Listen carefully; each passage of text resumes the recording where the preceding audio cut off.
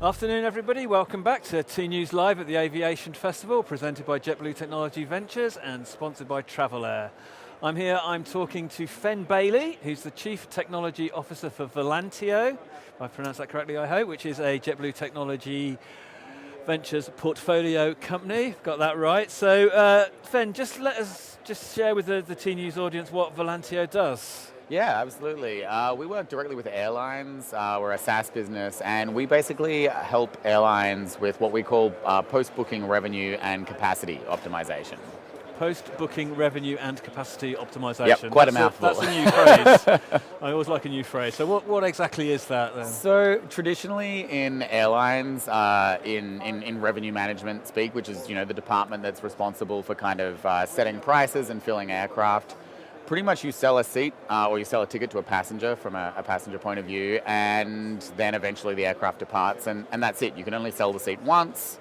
The passengers are generally stuck on the plane that they've booked onto, although I guess maybe you could pay to have a change fee to move to another flight, but it's very static inventory. And what that means is if your demand for a flight changes, say for example, Arsenal win a particular match and it means they're going to be in the finals. Highly unlikely. Suddenly you get a big rush of demand. What can happen is that you could have an aircraft that is full but actually has excess demand on that aircraft. And at that point there's nothing you can do. You can have people who really want to be at a certain destination and they simply can't get on the plane that will get them to the game on time or get them to a meeting on time.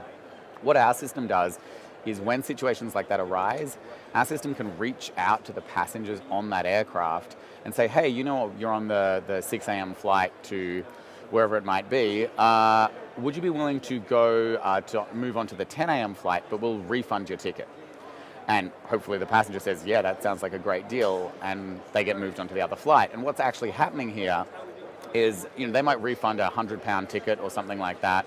They move on to the other flight, but then that ticket is able to be put on sale for £400, and it means that the people who really need to get to that meeting on time or the game on time are actually able to get on that aircraft. So that person's happy because they were able to get on the aircraft. The person who got their ticket refunded is happy because they get to travel for free, and the airline's happy because they actually get to pocket the difference between the cost to move the passenger and the new fare price. So everyone actually wins in that situation. It's an optimized marketplace.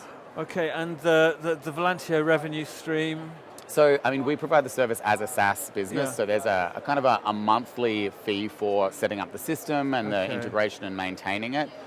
We would like to move to a model where part of that additional revenue that's generated for the airlines, like we take some portion of that, but we're evolving our pricing basically as we work with our partners and working out what makes sense, basically. Okay, so that the post-booking and revenue optimization thing that you talked about, was that the idea from day one, or whenever I have a startup, I ask about pivots?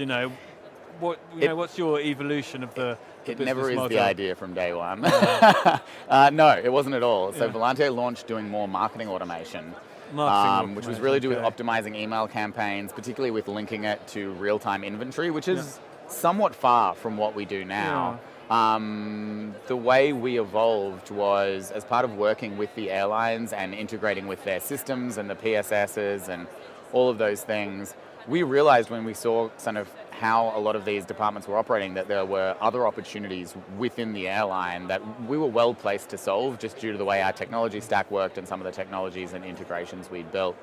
But it very much wasn't what we started with when we originally launched the company. Okay, so moving back to the specifics of what you do. So how do you get the details to approach the passenger? Is it just a connection into the airline's PSS? Yeah, so we actually have quite deep integrations into the PSSs. So obviously that varies airline to airline. You have a multitude of different PSSs. So we have several different integrations that we sort of have out of the box.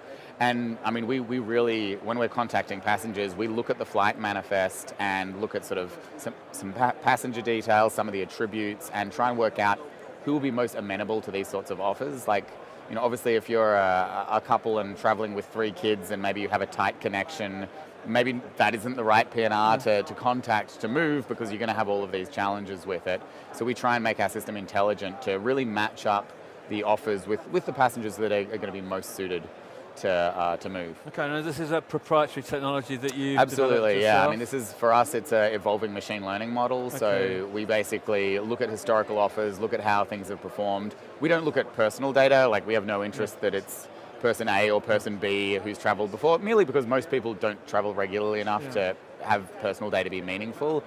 For us, it's very much more booking attributes and not even demographic, just like itinerary attributes as to, well, these sorts of passengers are probably more suited to move than these sorts of passengers. Okay, I mean, so how big's the Volantio team? We're still pretty small. We're 19 people, I think, at the moment, but growing relatively quickly.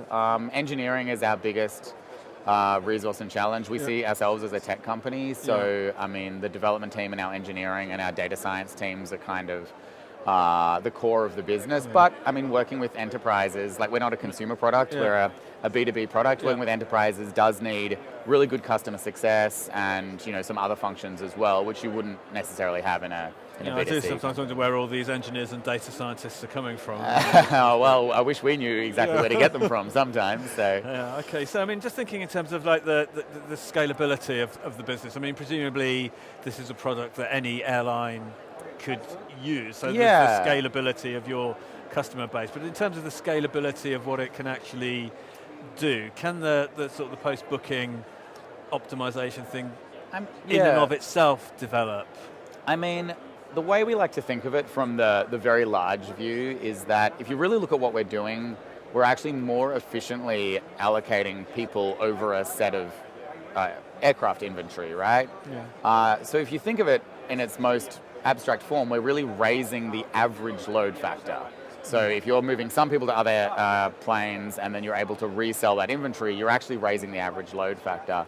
So if you take that to its logical conclusion, if we were able to raise the average load factor of the majority of airlines by 0.5% or 1%, that's huge. That might be the single largest increase in average load factor in the last 10 years, possibly. Now, whether we reach that or not, obviously we will see. It depends on a lot of the dynamics of the system.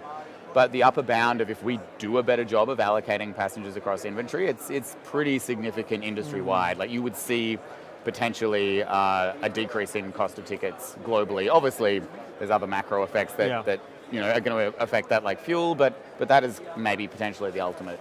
Okay, well, Fenn, thanks very much for taking the time to talk to me. I'm really quite excited by the number of very, very specific and targeted tech providers that are here at the Aviation Festival. You've got such a niche.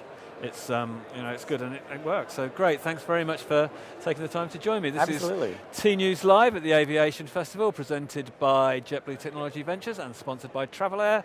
Martin Cowan, editorial director for TNews, signing off. But I'll be back shortly. Thank you.